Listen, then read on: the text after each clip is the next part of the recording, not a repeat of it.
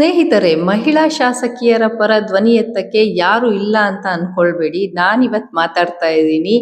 ಯಾಕೆ ಮಹಿಳಾ ಶಾಸಕಿಯರ ಪರ ಮಾತಾಡ್ತಾ ಇದ್ದೀನಿ ಅಂದ್ರೆ, ಕರ್ನಾಟಕ ಸರ್ಕಾರದಲ್ಲಿ 224 ಜನ ಶಾಸಕರಿರುವಂತಹ ಈ ಕರ್ನಾಟಕ ರಾಜ್ಯದಲ್ಲಿ ಸರ್ಕಾರ ರಚನೆ ಮಾಡುವಾಗ 34 ಜನ ಸಚಿವರಿಗೆ ಸ್ಥಾನಮಾನವನ್ನ ಕೊಡ್ಬೋದು, ಹಾಗೂ ಅವರು ಜನಪರ ಕೆಲಸಗಳನ್ನ ಮಾಡ್ಲಿಕ್ಕೆ ಅವಕಾಶ ಇರುತ್ತೆ. ಈ 34 ಜನರಲ್ಲಿ ಅಟ್ಲೀಸ್ಟ್ ಒಂದು 10 ಜನ ಮಹಿಳೆಯರು ಏನು ಸಚಿವರಾಗಬೇಕು ಅನ್ನುವಂತಹ ಒಂದು ಆಸೆಯನ್ನ ಮಹಿಳೆಯರು ಇಟ್ಕೊಳ್ಬಹುದು. ಯಾಕಂದ್ರೆ ಮಹಿಳಾ ಪರ ಧ್ವನಿಗಳು ವಿಧಾನಸೌಧದಲ್ಲಿ ಮಾತಾಡಬೇಕು ಅಂತ. ಆದ್ರೆ ಅನ್ಫಾರ್ಚುನೇಟ್ಲಿ ಗೆದ್ದಿರೋದೇ 4 ಜನ. 4 ಜನ ಶಾಸಕರು ಮಾತ್ರ ಗೆದ್ದಿರುವಂತದ್ದು ಮಹಿಳೆಯರು. ಸರಿ, ಈಗ ಸಮಸ್ಯೆ ಏನಪ್ಪಾ ಅಂತ ಹೇಳಿದ್ರೆ, ಕಳೆದ ಸಚಿವ ಸಂಪುಟದಲ್ಲಿ ಅಂದ್ರೆ ನಮ್ಮ ಸಿದ್ದರಾಮಯ್ಯ ಅವರು ಸಿಎಂ ಆಗಿರುವಾಗ ಲಕ್ಷ್ಮೀ ಹೆಬ್ಬಾಳ್ಕರ್ ಮೇಡಮ್ ಒಬ್ರೇ ಒಬ್ರು ಸಚಿವರಿದ್ರು. ಆದ್ರೆ ಅನ್ಫಾರ್ಚುನೇಟ್ಲಿ ನಮ್ಮ ಏನು ಮೊನ್ನೆ ದಿನ ಅವರನ್ನ ಮುಂದುವರಿಸ್ಲಿಲ್ಲ. ನಮ್ಮ ಡಿ ಕೆ ಶಿವಕುಮಾರ್ ಸರು ಪ್ರಮಾಣ ವಚನವನ್ನ ಸ್ವೀಕಾರ ಮಾಡಿದ್ದು ಬಹಳ ಸಂತೋಷದ ವಿಚಾರ. ಕಾರ್ಯಕರ್ತರ ನಾಯಕ ಅವರು ಪ್ರಮಾಣ ವಚನ ಸ್ವೀಕಾರ ಮಾಡುವಾಗ ಲಕ್ಷ್ಮೀ ಹೆಬ್ಬಾಳ್ಕರ್ ಮೇಡಮ್ ಅವರನ್ನ ಮುಂದುವರಿಸಬಹುದಿತ್ತು. 14 ಜನ ಪ್ರಮಾಣ ವಚನ ಸ್ವೀಕಾರ ಮಾಡುವಾಗ ಒಬ್ಬ ಮಹಿಳೆಗೆ ಅವಕಾಶ ಕೊಡ್ಬೋದಿತ್ತು, ಅವರನ್ನೇ ಮುಂದುವರಿಸಬಹುದಿತ್ತು. ಈಗ ಮತ್ತೆ ಮುಂದುವರಿದ ಸಚಿವ ಸಂಪುಟದಲ್ಲಿ ಉಳಿದ 3 ಜನ ಏನು ಕನೀಸ್ ಫಾತಿಮಾ ಅವರು, ರೂಪಕಲಾ ಮೇಡಮ್ ಅವರು, ನಯನಾ ಮೋಟಮ್ಮ ಅವರು, ಇವರನ್ನು ಕೂಡ ಸಚಿವ ಸಂಪುಟದಲ್ಲಿ ಸೇರಿಸ್ಕೊಳ್ಬೇಕು. ಯಾಕೆ ಅಂತ ಕೇಳಿದ್ರೆ, ಗೆದ್ದಿರೋದೇ 4 ಜನ ಸರ್. ಗೆದ್ದಿರೋದೇ 4 ಜನ ಮಹಿಳೆಯರಿಗೂ ಅವಕಾಶ ಕೊಟ್ಬಿಟ್ರೆ ನೋಡಿ, ನಾವು ಗೃಹಲಕ್ಷ್ಮಿ ಕೊಟ್ಟಿದ್ದೀವಿ, ಗೃಹ ಜ್ಯೋತಿ ಕೊಟ್ಟಿದ್ದೀವಿ, ಶಕ್ತಿ ಕೊಟ್ಟಿದ್ದೀವಿ, ಯುವಕರಿಗೆ ಒಂದು ಶಕ್ತಿಯನ್ನ ತುಂಬಿಸಿದೀವಿ, ಮಹಿಳೆಯರಿಗೆ ಶಕ್ತಿಯನ್ನ ತುಂಬಿಸಿದೀವಿ. ನಾವು ಇಷ್ಟು ಯೋಜನೆಗಳು, ಪಂಚ ಗ್ಯಾರಂಟಿಗಳನ್ನ ಕೊಟ್ಟಿರೋ ನಾವು ಗೆದ್ದಿರುವಂತಹ 4 ಶಾಸಕರನ್ನ ಸಚಿವ ಸಂಪುಟದಲ್ಲಿ ಕರ್ಕೊಳ್ಳಿಲ್ಲ ಅಂತಂದ್ರೆ ನಾವು ಯಾವ ನ್ಯಾಯ ಒದಗಿಸ್ದೋರಾಗ್ತೀವಿ ಸರ್?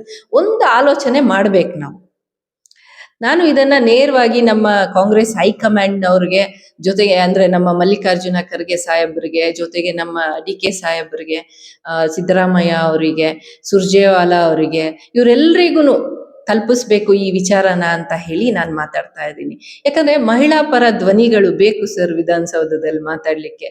ಸಚಿವರಾಗಿ ಇವರು 4 ಜನರನ್ನು, ಒಂದು ಸಣ್ಣದೇ ಕೊಡಿ ಪರವಾಗಿಲ್ಲ, ದೊಡ್ಡದು ಕೊಡಿ ಅಂತ ನಾನೇನು ಹೇಳ್ತಾ ಇಲ್ಲ, ಸಚಿವರನ್ನಾಗಿ 4 ಜನರನ್ನ ಕನ್ಸಿಡರ್ ಮಾಡಿದ್ರೆ ನಮ್ಮಂತ ಯುವಕರಿಗೆ, ನಮ್ಮಂತ ಒಂದು ಏನ್ ಹೇಳ್ತಾರೆ ವಾಯ್ಸ್ಲೆಸ್ ಅವ್ರ ಪರವಾಗಿ ನಾವು ಮಾತಾಡ್ತಾ ಇರ್ತೀವಿ, ನಮ್ಗೊಂದು ಖುಷಿ ಆಗತ್ತೆ. ಅಟ್ಲೀಸ್ಟ್ ನಾವು ಮಾತಾಡಿದ್ದಕ್ಕೆ ನಾವು ಮಾತಾಡ್ತಾ ಇದ್ದೀವಿ ಇವತ್ತು. ಜೊತೆಗೆ ನಮ್ಮ ಪರ ಧ್ವನಿಗಳು ಅಂದ್ರೆ ಮಹಿಳಾ ಧ್ವನಿಗಳು, ನಮ್ಮ ಸಂವಿಧಾನದ ಪರವಾದ ಧ್ವನಿಗಳು ಇವತ್ತು ವಿಧಾನಸೌಧದಲ್ಲಿ ಮಾತಾಡ್ತಾ ಇದ್ದಾರೆ ಅನ್ನುವಂತಹ ಖುಷಿ ಸಿಗತ್ತೆ.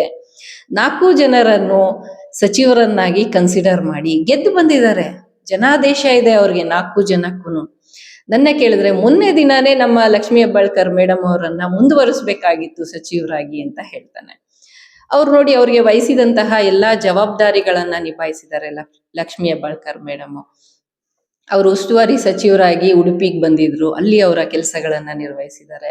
ಕಾಂಗ್ರೆಸ್ ಪಕ್ಷದಲ್ಲಿರುವಾಗ ಕೂಡ ಅವರು ಏನು ರಾಜ್ಯಾಧ್ಯಕ್ಷರಾಗಿ ಅಂದ್ರೆ ಮಹಿಳಾ ರಾಜ್ಯಾಧ್ಯಕ್ಷರಾಗಿ ಕೆಲಸಗಳನ್ನ ನಿಭಾಯಿಸಿ ಇವತ್ತು ಸ್ಟೇಟ್ ಲೆವೆಲ್ ಅಲ್ಲಿ ಅವರ ಹೆಸರಿದೆ. ಅಂದ್ರೆ ಯಾವುದೇ ಜಿಲ್ಲೆಗೆ ಹೋದ್ರೂ ಲಕ್ಷ್ಮೀ ಹೆಬ್ಬಾಳ್ಕರ್ ಮೇಡಮ್ ಅವರ ಪರಿಚಯ ಇದೆ. ಅವ್ರ ಹತ್ರ ಹೋಗಿ 4 ಜನ ಸೆಲ್ಫಿ ತಗೋತಾರೆ.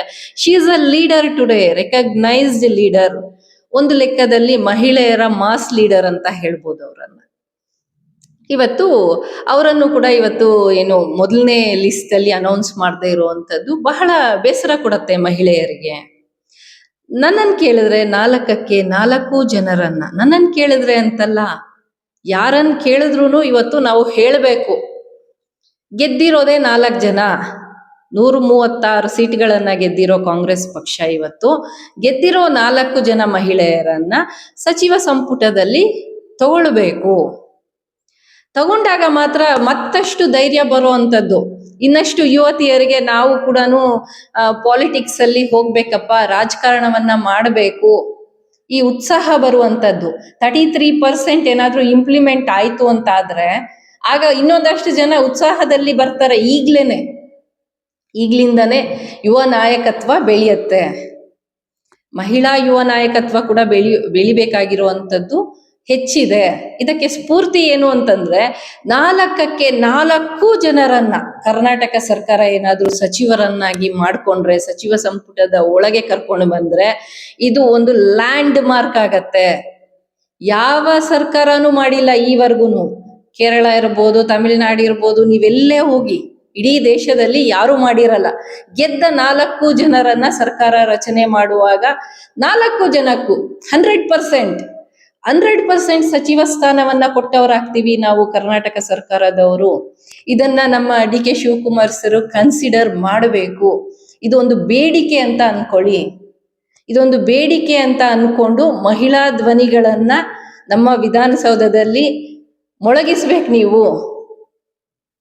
ನೋಡಿ, ನಯನ ಮೋಟಮ್ಮ ಅವರು ಒಬ್ರು ಯುವಕರು ಅಂತ ಹೇಳ್ಬೋದು. ಅವರೊಂದು ಶೀಸ್ ಅ ಯೂತ್ ಕನ್ಸರ್ನ್ಡ್ ಆಗಿರೋದ್ರಿಂದ ಅವರನ್ನ ಯಾವುದೋ ಒಂದು ಮಿನಿಸ್ಟರ್ ಮಾಡಿ, ಯುವ ಮಿನಿಸ್ಟರ್ ಮಾಡಿ, ಯೂತ್ ಮಿನಿಸ್ಟರ್ ಮಾಡ್ಬೋದು ಅವರನ್ನ. ನಾನು ಸಜೆಸ್ಟ್ ಮಾಡ್ತಾ ಇದ್ದೀನಿ ಅಷ್ಟೇ. ಅವ್ರದ್ದು ಇನ್ನೂ ಏನೇನೋ ಬೇರೆ ಬೇರೆ ಕೇಪಬಿಲಿಟೀಸ್ ಇರ್ಬೋದು. ಆ ಫೀಲ್ಡಲ್ಲಿ ಕೂಡ ಅವರ ಎಜುಕೇಶನ್ ಬೇಸ್ಡು ಅಥವಾ ಯಾವುದಾದ್ರೂ ಆಗಲಿ ಒಂದು ಮಿನಿಸ್ಟ್ರು ಕೊಡಿ. ಕನೀಸ್ ಫಾತಿಮಾ ಮೇಡಮು ಅವರು ಅಲ್ಪಸಂಖ್ಯಾತರಿದ್ದಾರೆ, ಅವರನ್ನು ಕನ್ಸಿಡರ್ ಮಾಡಿ. ಮತ್ತೆ ಒಬ್ರು ದಲಿತ್ ಲೀಡರು ರೂಪಕಲಾ ಮೇಡಮ್ ಅವರಿದ್ದಾರೆ, ಅವರನ್ನು ಕನ್ಸಿಡರ್ ಮಾಡಿ. ಮತ್ತೆ ಪಂಚಮಶಾಲಿ ನೋಡಿ, ಎಲ್ಲಾ ಜಾತಿಯಿಂದನೂ ಎಲ್ಲ ಧರ್ಮದಿಂದನೂ ನಮಗ್ ಸಿಕ್ಬಿಡ್ತಾರೆ ಇಲ್ಲಿ. ಪಂಚಮಶಾಲಿ ಅವರು ನಮ್ಮ ಲಕ್ಷ್ಮೀ ಹೆಬ್ಬಾಳ್ಕರ್ ಮೇಡಮ್ ಅವರು. ಇವರನ್ನು ಮುಂದುವರಿಸ್ಬೇಕಿತ್ತು. ಸೀನಿಯಾರಿಟಿ ಇತ್ತು, ಅವ್ರಿಗೆ ಅನುಭವ ಇತ್ತು, ಪಕ್ಷಕ್ಕೋಸ್ಕರ ದುಡ್ದಿದ್ದಾರೆ, ಇನ್ನೂ ದುಡಿತಾ ಇದ್ದಾರೆ, ಮುಂದೆನೂ ದುಡಿತಾರೆ. ಅವರನ್ನು ಮುಂದುವರಿಸ್ಬೋದಿತ್ತು. ಸೊ ಇದು ನಮ್ಮ ಡಿ.ಕೆ. ಶಿವಕುಮಾರ್ ಸರ್ ಹಾಗೂ ನಮ್ಮ ಕಾಂಗ್ರೆಸ್ ಹೈಕಮಾಂಡ್ಗೆ ರೀಚ್ ಆಗೋವರೆಗೂ ನಾವು ತಲುಪಿಸ್ಬೇಕಾಗಿದೆ ಈ video. Because voice for women ಇದು. ನಮ್ಮ ಶಾಸಕರು ಗೆದ್ದಿದಾರ್ರಿ, ಜನಾದೇಶ ಇಟ್ಕೊಂಡು ಗೆದ್ದಿದ್ದಾರೆ. ಬ್ಯಾಕ್ ಡೋರ್ ಇಂದ ಪೊಲಿಟಿಕ್ಸ್ಗೆ ಬಂದವರಲ್ಲ ಇವರು. ಫೀಲ್ಡ್ ಅಲ್ಲಿ ಹೋಗಿ ಮತದಾನವನ್ನ ಕೇಳಿ ಜನರೇ ಆಯ್ಕೆ ಮಾಡಿ ಇವರನ್ನು ವಿಧಾನಸೌಧಕ್ಕೆ ಕಳಿಸಿರೋ ಅಂತದ್ದು. ಇವರನ್ನು ಸಚಿವರನ್ನಾಗಿ ಮಾಡಿದ್ರೆ ನಮಗೆ ಇನ್ನೊಂದಷ್ಟು ಧೈರ್ಯ ಬರುತ್ತೆ.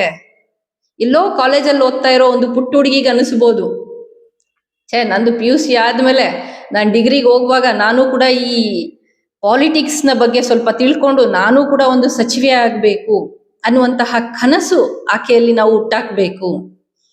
ಜೊತೆಗೆ 33% ಬಂದಾಗ ಎಲ್ಲೋ ಗ್ರಾಮೀಣ ಭಾಗದಲ್ಲಿ ಓದ್ತಾ ಇರೋ ಹೆಣ್ಮಕ್ಳು ಕೂಡ ನಾನು ಕೂಡ ಸಚಿವೆ ಆಗ್ಬೇಕು, ನಾನು ಹೋಗ್ಬೇಕು ಅಂತ ಅನಿಸ್ಬೇಕು. ಬೇರೆ ರಾಜ್ಯಗಳಿಗೆ, ತಮಿಳ್ನಾಡು, ಆಂಧ್ರ ಪ್ರದೇಶ, ಉತ್ತರ ಪ್ರದೇಶ, ಡೆಲ್ಲಿ, ಇಲ್ಲಿರೋ ಹೆಣ್ಮಕ್ಳಿಗೂ ಅನಿಸ್ಬೇಕು, 4ಕ್ಕೆ 4 ಜನರನ್ನು ಕೂಡ ಗೆದ್ದಿರುವಂತಹ ಶಾಸಕಿಯರನ್ನ ಮಿನಿಸ್ಟರ್ ಮಾಡಿದಂತಹ ಹೆಗ್ಗಳಿಕೆ ಕರ್ನಾಟಕ ಸರ್ಕಾರಕ್ಕಿದೆ. ನಾವು ಕೂಡ ಆ ರೀತಿಯಾಗಿ ಆಗ್ಬೇಕು, ನಮ್ಮ ರಾಜ್ಯದಲ್ಲೂ ಈ ರೀತಿಯಾಗಿ ನಡಿಬೇಕು ಅನ್ನುವಂತಹ ಒಂದಷ್ಟು ಇನ್ಸ್ಪಿರೇಷನ್ ಅನ್ನ ತುಂಬಬೇಕು ನಮ್ಮ ಕರ್ನಾಟಕ ಸರ್ಕಾರ.